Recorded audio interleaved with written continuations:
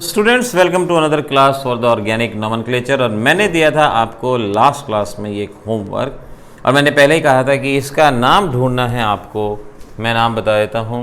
इस कंपाउंड के दो नाम हैं, दोनों में से कोई भी नाम लिख लीजिए, बिल्कुल सही है। लेकिन कैसे करना है कैसे नहीं, ये काम मैंने आपके ऊपर छोड़ा था। कोई कुछ किताब ढूंढेंगे, कुछ प्रैक्टिस करेंगे तो कुछ ना कुछ नई बात मिलेगी ही आपको। और आजकल तो टाइम ही टाइम है। तो ये नाम है कंपाउंड का। Either you can write 3-acetoxy 2-methoxycarbonyl but 3-enoic acid और 2-methoxycarbonyl 3-methyl carboxylate but 3-enoic acid। इनमें से कुछ भी नाम आप लिख लें। ये इस लास्ट कंपाउंड का नाम था। आज हम दो चीज़ें सीखेंगे। पहले बॉन्ड लाइन नोटेशंस के बारे में बात करते हैं कि आखिर बॉन्ड लाइन नोटेशन किसे कहा जाता है। बहुत बड़े बड़े ऑर्गेनिक कंपाउंड होते हैं और इतने बड़े बड़े ऑर्गेनिक कंपाउंड को कई बार लिखना एक मुश्किल टास्क होता है। तो हम किसी भी ऑर्गेनिक कंपाउंड को कुछ लाइंस के ज़रिए और कुछ पॉइंट्स के ज़रिए, डॉट्स के ज़रिए रिप्रेजेंट करते हैं और उसे बॉन्ड लाइन नोटेशन कहा जाता है। जैसे आपके पास कंपाउंड है CH3 CH2 CH2 CH3। अब इसी कंपाउंड को हम इस तरह से भी रिप्रेजेंट कर सकते हैं।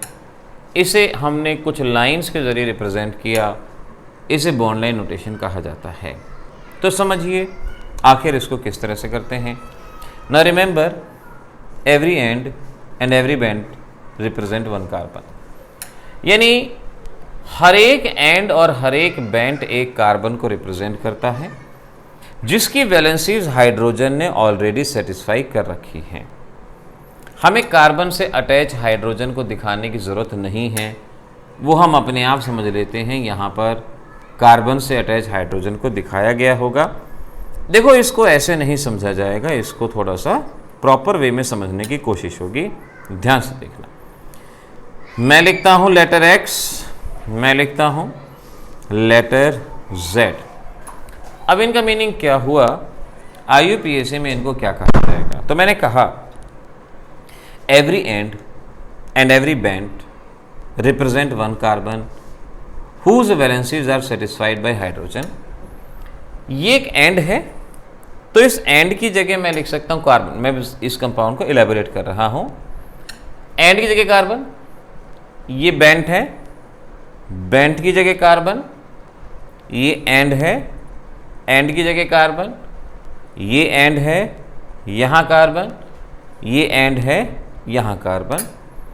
तो हमने अपने इस कंपाउंड को इस तरह से लिखा और कार्बन की जो वैलेंसी बच गई उसको हाइड्रोजन से सेटिस्फाई करना है।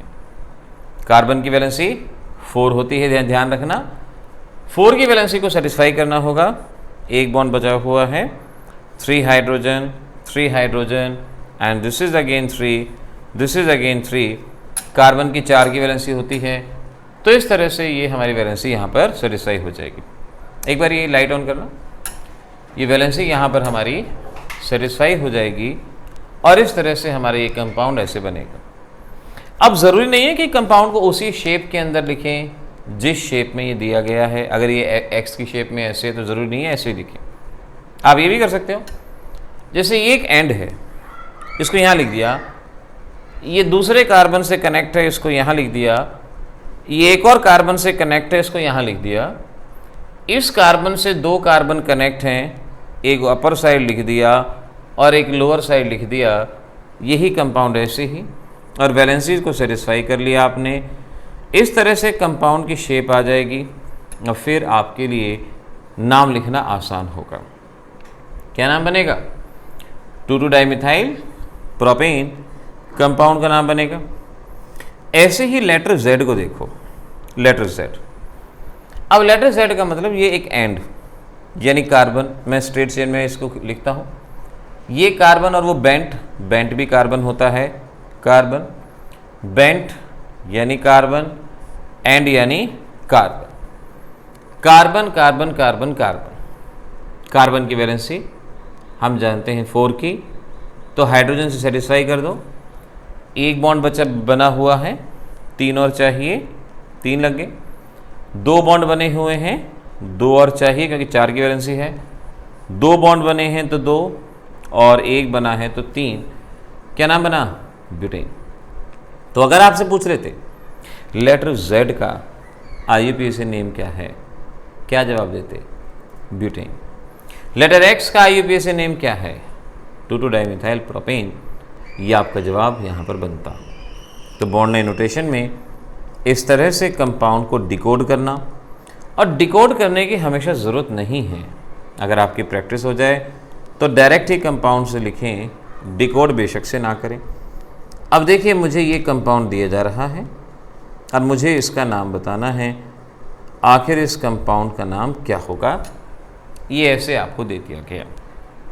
तो पहले, क्योंकि अब मैं इनिशियल स्टेज में सीख रहा हूँ, तो मैं इस बात को ज़रा जान लूँ कि पहले मैं इसको ओपन करूँ तो ज़्यादा अच्छा है। ये कार्बन, कार्बन, डबल बॉन्ड और कार्बन, एंड था, बेंट था, बेंट था। ये अटैच है एक और कार्बन से, ये अटैच है एक और कार्बन से, ये अटैच है एक कार्बन से जिस पे डबल बॉन्ड ऑक्सीजन और एक OH कनेक्टेड है। ये स्केलेटन स्ट्रक्चर बन गया। कार्बन की वैलेंसीज को सेटिस्फाई करना है हाइड्रोजन से। एक बॉन्ड बना है यहाँ पे, तो 3 हाइड्रोजन, 3 बॉन्ड बने हैं तो 1 हाइड्रोजन, यहाँ 1 हाइड्रोजन, यहाँ 1 हाइड्रोजन, तो यहाँ 3 हाइड्रोजन। ये अपनी शेप में आ गया। अब जब ये अपनी शेप में आ गया, select the functional group COH, select the parent chain, this is. अब बाकी तो आप नंबरिंग के रूल जानते ही हैं, 1 2 3 4 5, और सबसे पहले क्या नाम लिखते हैं सब्स्टिट्यूएंट का? So this is 2 methyl, 2 methyl, 5 carbon हैं, so we can say pent 3 en oic acid. ये इस कंपाउंड का नाम बनेगा।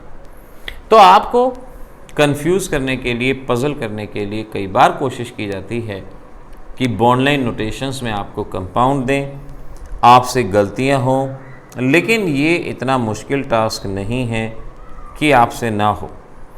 अब आप ज़रा लिख के दिखाएंगे। मैं एक कंपाउंड यहाँ पर ले रहा हूँ और आप उसका नाम मुझे लिख के दिखाएंगे क्या बनता है। आपका कंपाउंड ये है। चेक द कंपाउंड, जल्दी से ड्रॉ करो और उसका नाम लिख के बताओ क्या बनता है। इस कंपाउंड का नाम लिख के बताओ। मैं साथ साथ लिखता हूँ, देखना जरा।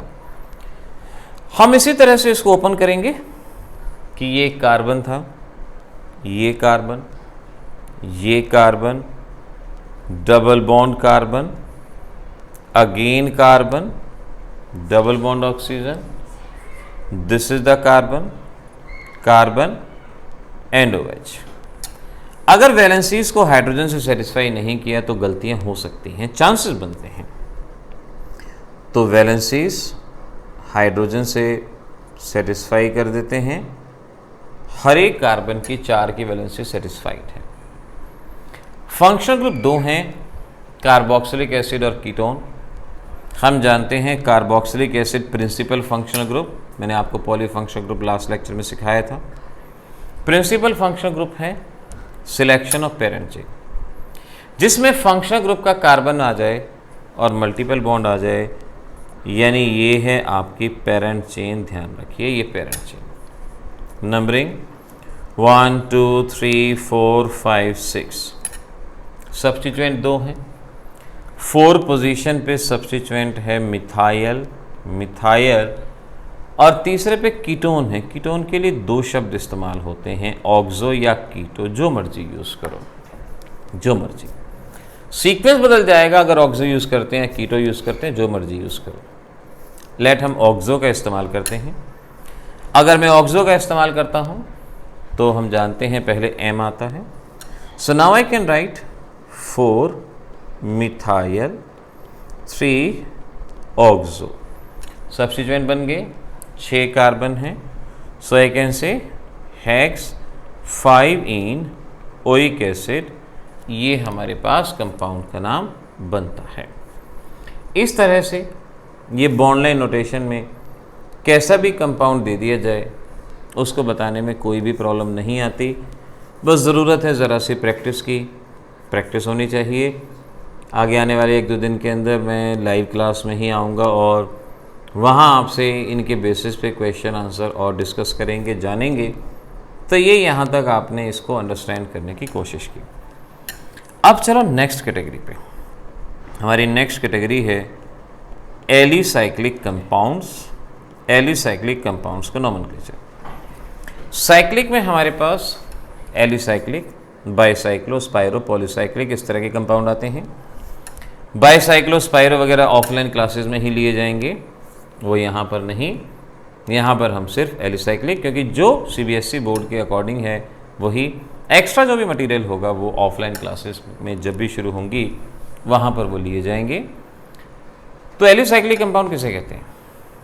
ऐसे कंपाउंड जिनमें क्लोज्ड चेन स्ट्रक्चर होता है अदर देन एरोमेटिक, यानी ऐसे कंपाउंड जहां क्लोज्ड चेन स्ट्रक्चर है और जो एरोमेटिक नहीं है उन्हें एलिसाइक्लिक कंपाउंड कहा जाता है। जैसे हमारे पास एक ये कंपाउंड है, ये क्लोज्ड चेन स्ट्रक्चर है। हमारे पास ये कंपाउंड है, ये क्लोज्ड चेन स्ट्रक्चर है। ये कंपाउंड है, ये भी क्लोज्ड चेन है और ये भी क्लोज्ड चेन है। तो जहां पर क्लोज्ड चेन स्ट्रक्चर होता है उसे एलिसाइक्लिक कंपाउंड कहा जाता है। ध्यान रखना, किसी भी एलिसाइक्लिक कंपाउंड के 2 पार्ट होते हैं, 2 पार्ट। एक होता है रिंग और एक होती है ओपन चेन। एक होता है रिंग और एक होती है ओपन चेन। ये है रिंग पार्ट और ये है ओपन चेन। ओपन चेन में कितने कार्बन हैं? देखो, ये तो रिंग का कार्बन हो गया। रिंग में कितने कार्बन है? 4। और ओपन चेन में 1 2 3 4 5। तो ये इस बात को समझना कि रिंग या ओपन चेन। अब पेरेंट चेन सिलेक्शन में एक गलती अक्सर बच्चे कर जाते हैं कि इस पूरे को ही पेरेंट चेन मान लेते हैं। पूरे को ही पेरेंट चेन नहीं, पेरेंट चेन या तो रिंग होगा या ओपन चेन, या तो रिंग होगा। अगर रिंग पेरेंट चेन है तो ये 5 कार्बन की चेन सब्स्टिट्यूएंट जिसको पेंटाइल कहेंगे। और अगर ये ओपन चेन एक पेरेंट चेन है तो ये सब्स्टिट्यूएंट होगा जिसमें 4 कार्बन है, साइक्लोब्यूटाइल सब्स्टिट्यूएंट कहा जाएगा। साइक्लोब्यूटाइल सब्स्टिट्यूएंट। अब ये डिसाइड आपको करना है कि किस पार्ट को आपने पेरेंट चेन मानना है, चेन पार्ट को या रिंग पार्ट को। ये डिपेंड करेगा कि कहाँ फंक्शनल ग्रुप है। अगर फंक्शनल ग्रुप नहीं है तो कहाँ मल्टीपल बॉन्ड है, और अगर मल्टीपल बॉन्ड नहीं है तो किसकी चेन लेंथ ज़्यादा है, उसे पेरेंट चेन कंसीडर किया जाएगा जिस भी पार्ट में फंक्शनल ग्रुप है। और अगर दोनों की चेन लेंथ बराबर है तो हमेशा रिंग को पेरेंट चेन। देखो कैसे, सपोज इसी कंपाउंड में मैं ऐसे लिख देता हूं, यहां OH और यहां डबल। रिंग में है मल्टीपल बॉन्ड और ओपन चेन में है पेरेंट OH। OH एक फंक्शनल ग्रुप होता है। तो पेरेंट चेन कौन, रिंग या ओपन चेन? तो आपका जवाब ओपन चेन, क्योंकि उसमें फंक्शनल ग्रुप प्रेजेंट है। अगर मैं यहां से फंक्शनल ग्रुप हटा देता हूं और अब पूछता हूं बताओ पेरेंट चेन कौन, फंक्शनल ग्रुप नहीं है तो मल्टीपल बॉन्ड रिंग में है तो रिंग आपकी पेरेंट चेन, ये पेरेंट चेन और वो सारा का सारा सब्स्टिट्यूएंट। अगर मैं यहां से मल्टीपल बॉन्ड हटा देता हूं और अब पूछता हूं बताओ पेरेंट चेन कौन, फंक्शनल ग्रुप नहीं है, मल्टीपल बॉन्ड नहीं है, तो जिसकी चेन लेंथ ज़्यादा है, इसमें है 4 कार्बन, उसमें है 5 कार्बन, जिसमें 5 कार्बन वो है parent chain. Open chain will be the parent chain. तो इस पॉइंट को अच्छे से समझ लीजिएगा कि कहाँ किसको पेरेंट चेन कंसीडर करना है, ये आपके ऊपर डिपेंड करता है। कंपाउंड जो भी दिया जाए, अब ये कंपाउंड सपोज मैंने आपको दे दिया और आपसे कहा बताओ पेरेंट चेन कौन है, फंक्शनल ग्रुप नहीं, मल्टीपल बॉन्ड नहीं, चेन लेंथ। रिंग में भी 3 कार्बन, यहाँ भी 3 कार्बन। अगर कार्बन बराबर हैं तो रिंग आपकी पेरेंट चेन कहलाई जाएगी। इस तरह से आपने पेरेंट चेन को सिलेक्ट करना है, फंक्शनल ग्रुप, मल्टीपल बॉन्ड, और फिर मैंने क्या बताया, चेन लेंथ। अब ज़रा आइए नंबरिंग वगैरह करना सीखते हैं और नाम लिखना सीखते हैं। देखो, सपोज आपके पास ये कंपाउंड है, यहाँ NH2, यहाँ डबल बॉन्ड और यहाँ CH3, ये है। हमें इस कंपाउंड का नाम लिखना है। कैसे लिखें? देखो कैसे। सबसे पहले फंक्शनल ग्रुप को आइडेंटिफाई करो। फंक्शनल ग्रुप है NH2, आइडेंटिफाई कर लिया। फंक्शनल ग्रुप रिंग में है तो रिंग हमारा parent chain, ring parent chain. अब नंबरिंग करनी है। ओपन चेन कंपाउंड आप पढ़ते थे। ओपन चेन कंपाउंड में क्या होता था, नंबरिंग या तो लेफ्ट से या राइट से। लेकिन इस क्लोज चेन में कहीं से भी नंबरिंग हो सकती है, क्लॉकवाइज भी जा सकती है, एंटी क्लॉकवाइज भी जा सकती है, डिसाइड आपको करना है। तो आपका वही ऑर्डर काम आएगा कि पहले फंक्शनल ग्रुप, फिर मल्टीपल बॉन्ड, फिर सब्स्टिट्यूएंट और फिर अल्फाबेटिक ऑर्डर। यानी आपने लोएस्ट नंबर देना है उस कार्बन पे जिस पे फंक्शनल ग्रुप है, यानी यहां पर दिस इज द नंबर 1। अब क्लॉक जाएंगे, एंटी क्लॉक जाएंगे। फंक्शनल ग्रुप के बाद मल्टीपल बॉन्ड पे गौर करो। मल्टीपल बॉन्ड इधर है, सो वी कैन से 2, 3, 4, 5, 6। तो वही पुराना क्राइटेरिया कि पहले फंक्शनल ग्रुप, फिर मल्टीपल बॉन्ड, सब्स्टिट्यूएंट, बात ना बने तो अल्फाबेटिक ऑर्डर, इस तरह से लिखते हैं। अब ऐसे कंपाउंड का नाम कैसे लिखते हैं, देखना एक छोटा चेंज आएगा।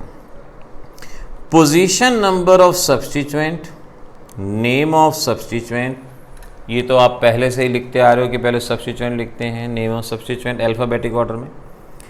इसके बाद अब शब्द आएगा साइक्लो। इसे प्राइमरी प्रीफिक्स है, ये मैंने फर्स्ट लेक्चर में बताए थे, प्राइमरी प्रीफिक्स साइक्लो। फिर आगे वही word root, position number of multiple bond, primary suffix, position number of functional group और सेकेंडरी सफिक्स यानी नेम ऑफ फंक्शनल ग्रुप। हमारे इस कंपाउंड में सब्स्टिट्यूएंट एक ही है और वो है 6 methyl. Position number of substituent, name of substituent 6 methyl. अब टर्म आएगी cyclo. Word root, parent chain में कितने कार्बन है, 6, hex. Position number of multiple bond 2 और 3 दोनों हैं, जो लोवेस्ट यानी 2। डबल बॉन्ड है तो ईन। और position number of functional group 1, और ये क्या है, अमीन। 6 मिथाइल साइक्लोहेक्स 2 इन 1 अमीन। 1 लिखे ना लिखे हमारी मर्जी, तो इसको अमीन को आगे ले आते हैं। क्योंकि ये ए से शुरू है तो ये ई हटेगा, तो 6 मिथाइल साइक्लोहेक्स 2 इन अमीन, ये इस कंपाउंड का नाम यहाँ पर बन के तैयार होगा। इस तरह से आपने नाम लिखने की कोशिश करनी है, मेथड बताया गया। अब बारी आपकी है, कैसे करते हैं कैसे नहीं, लेट्स सी। नाउ लेट, मैं आपको ये कंपाउंड यहाँ पर दे रहा हूँ, ये डबल बॉन्ड OH और NH2, this is double bond and this is CH3। Decorative compound है, काफ़ी बढ़िया फंक्शन ग्रुप प्रेजेंट है। चलो शुरू हो जाओ। कितने फंक्शनल ग्रुप हैं, 3। Ketone, alcohol, NH2। Priority order, poly functional group आपको सिखाया था, उसके विद रिस्पेक्ट प्रायोरिटी ऑर्डर कौन आएगा पहले, कीटोन पे नंबर 1। और ये सारे सब्स्टिट्यूएंट हो गए, क्योंकि ये प्रिंसिपल फंक्शनल ग्रुप होगा तो ये सब्स्टिट्यूएंट। फंक्शनल ग्रुप के बाद प्रायोरिटी मल्टीपल बॉन्ड 2, 3, 4, 5।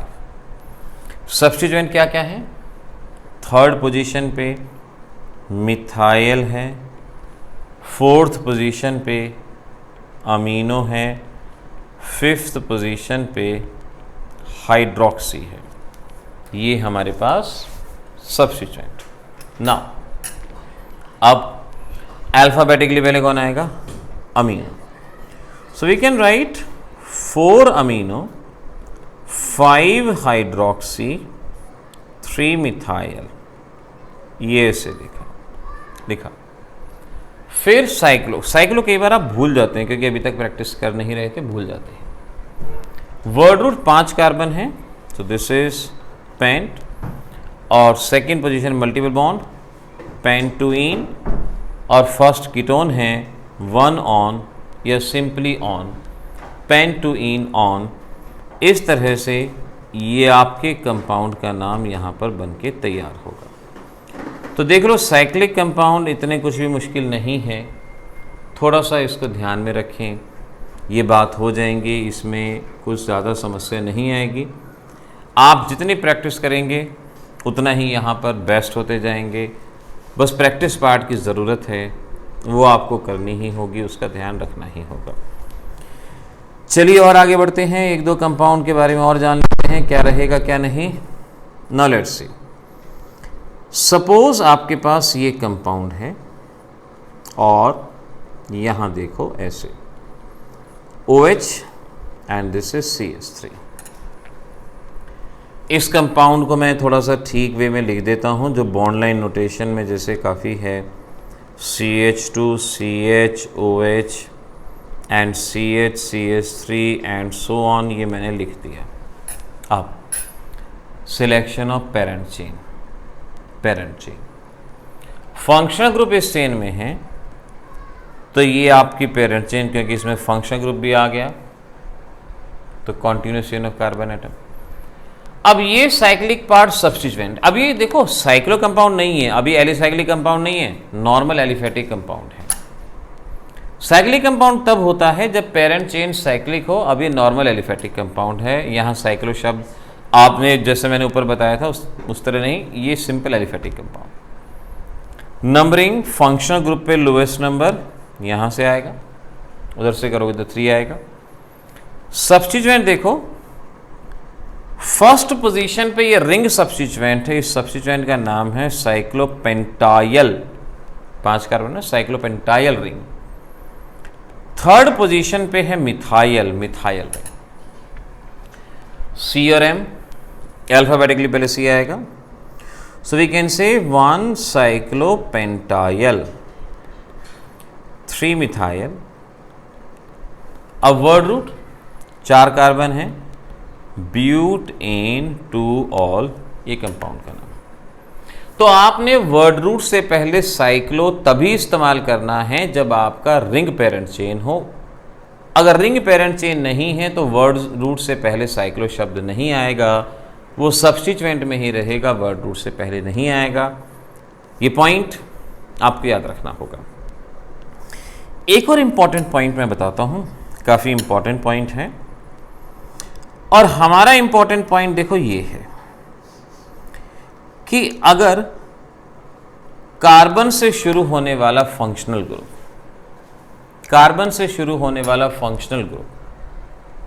रिंग से डायरेक्टली कनेक्ट है, कार्बन से शुरू होने वाला फंक्शनल ग्रुप रिंग से अगर डायरेक्टली कनेक्ट है तो रिंग को पेरेंट चेन माना जाएगा, इसके कार्बन को नंबर 1 दिया जाएगा, और फंक्शनल ग्रुप के लिए स्पेशल सफिक्स का इस्तेमाल होगा। मैंने फर्स्ट लेक्चर में स्पेशल सफिक्स बताए थे। कार्बोक्सिलिक एसिड का special suffix carboxylic acid, aldehyde का स्पेशल सफिक्स कार्बेल्डिहाइड, अमाइड का स्पेशल सफिक्स कार्बोक्सामीडो। ये मैंने आपको फर्स्ट लेक्चर में IUPAC के नोमेनक्लेचर में बताए थे, इनको ज़रूर देख लेना है। पॉइंट ध्यान से, अगर कार्बन से शुरू होने वाला फंक्शनल ग्रुप डायरेक्टली कनेक्ट है तो रिंग को पेरेंट चेन माना जाएगा और इसके कार्बन से नंबरिंग होगी। सब्स्टिट्यूएंट कोई नहीं है तो सीधा शब्द साइक्लो, 5 कार्बन है तो दिस इज साइक्लोपेंट। मल्टीपल बॉन्ड नहीं है तो एन लिखेंगे, साइक्लोपेंटेन 1, और कार्बोक्सिलिक एसिड स्पेशल सफिक्स का यहाँ इस्तेमाल करेंगे। साइक्लोपेंटेन 1 कार्बोक्सिलिक एसिड, 1 को लिखो ना लिखो हमारी मर्जी है, साइक्लोपेंटेन कार्बोक्सिलिक एसिड ये यहाँ पर लिख दिया जाएगा। स्पेशल सफिक्स को आपने यहाँ पर नहीं भूलना ये आना है। एक दो कंपाउंड और लेता हूँ इसी टाइप के, ताकि प्रैक्टिस पार्ट बन जाए आपका। देखना ज़रा ध्यान से। ये कंपाउंड है CHO double bond CH3। Carbon से शुरू होने वाला फंक्शनल ग्रुप रिंग से डायरेक्टली कनेक्ट है। अगर डायरेक्टली कनेक्ट नहीं होता, साइड चेन में होता, तो साइड चेन को पेरेंट चेन मानते हैं। रिंग से डायरेक्टली कनेक्ट है तो रिंग पेरेंट चेन है। इसका जो कार्बन डायरेक्टली कनेक्ट है 1, this is 2, this is 3, this is 4, this is 5, this is 6, 1 2 3 4 5 6।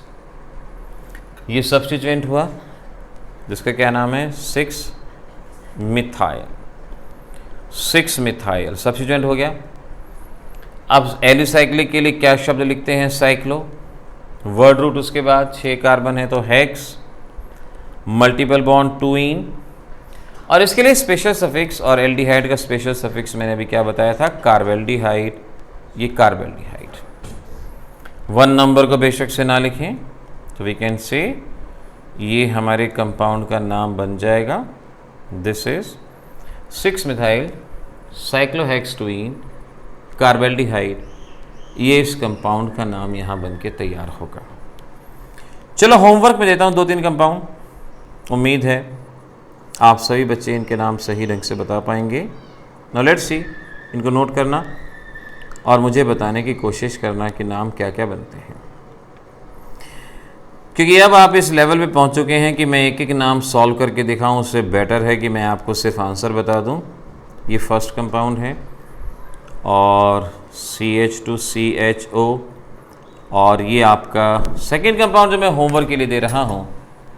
तो होमवर्क में आपके पास कंपाउंड आ चुके हैं और अब हमारा ये टॉपिक यहीं पे फिनिश होता है। एलिसाइक्लिक फिनिश हो गया, बस इसमें एक एरोमेटिक कंपाउंड बचा है। नॉमेनक्लेचर पार्ट पूरी तरह से फिनिश हो जाएगा। और क्लास 12 के बच्चे ध्यान रख लो, इस साल सॉलिड स्टेट दोबारा से आपके सिलेबस में ऐड हो चुका है, तो सॉलिड स्टेट भी आगे हमें करना होगा। मिलेंगे अगली क्लास में, तब तक के लिए ऑल द बेस्ट। क्या आप बनना चाहते हैं डॉक्टर और इंजीनियर? क्या आप तैयार हैं आने वाले JEE और नीट एग्जामिनेशन के लिए? अगर नहीं तो हम कर सकते हैं आपकी मदद। हमारा न्यूली डिज़ाइन ऑनलाइन कोर्स आपको इन एग्जामिनेशन में एक परफेक्ट स्कोर दिलवाने में, रैंक दिलवाने में आपकी मदद कर सकता है। विजिट कीजिए डेमो लेक्चर्स के लिए www.chemistryvideolecture.com पर।